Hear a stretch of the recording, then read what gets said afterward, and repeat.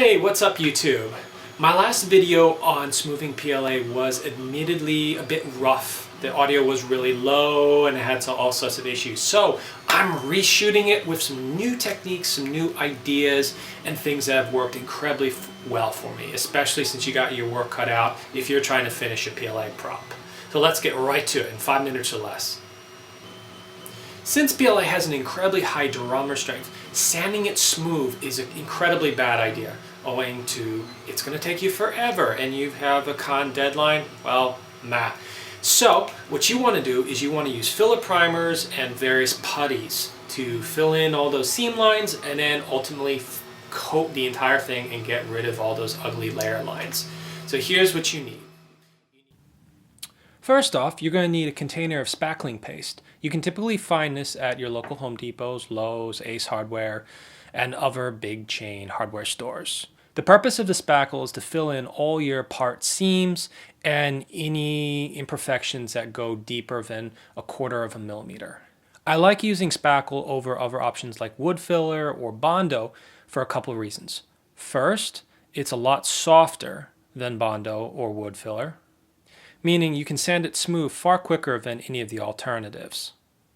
Unlike Bondo, it's non-toxic, and unlike wood filler, it's a lot easier to thin down and control consistency. So you could apply it as either a thick, nearly dry, nearly solid paste and really build up the layers, or you can water it down and get a very thin, smooth coat over the entire print. Then, of course, you're going to need a good high-build filler primer. My recommendation is Rust-Oleum Filler Primer. It's a solid, cheap choice that you can buy at any Home Depot, and so far I've only been able to find it on Home Depot and Amazon. So if you're going to check a Lowe's or an Ace Hardware, I'm afraid you're going to probably be out of luck. A couple of coats of this stuff can fill in most imperfections and layer lines under 1/4 millimeter. So consider this your finishing to get that final perfect sheen. Now lastly, I highly recommend getting a range of quality wet dry sandpapers ranging from 200 grit, 400 grit, 600 grit, 800 grit, 1000 grit, 1500 grit, and if you want to get that super smooth finish, 2000 grit. My general go-to is 3M sandpapers, which you can find in your typical Home Depot and Walmart.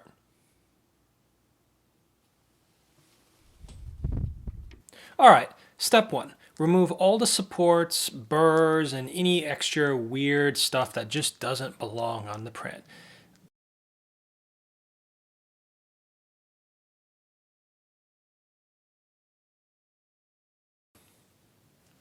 Step 2. Take the drywall spackle and apply generous amounts of it to fill in any seams between pieces that you don't want to be seen on your part. Once dry, you want to take some rougher 200 grit sandpaper and start sanding it smooth so that when you run your finger over it, you can't tell the difference between where one part ends and the other one begins. Once you're satisfied that the seams and any holes have been filled in and are invisible, take your can of filler primer and spray a generous coat all over it. And lastly, take a higher grit sandpaper like 800 grit or 1000 grit and wet sand the entire piece as if you're scrubbing dishes. Now you'll probably want to repeat this step and the prior step a few times in order to get the level of smoothness that you want. And voila, you have a part that's perfectly smooth and you cannot tell where the print lines were originally. That's doing it right. If this video was at all useful to you, please, this means a ton to me, like, share, comment, subscribe. Not necessarily in that order. Anyways, thank you so much for watching. See you in the next video.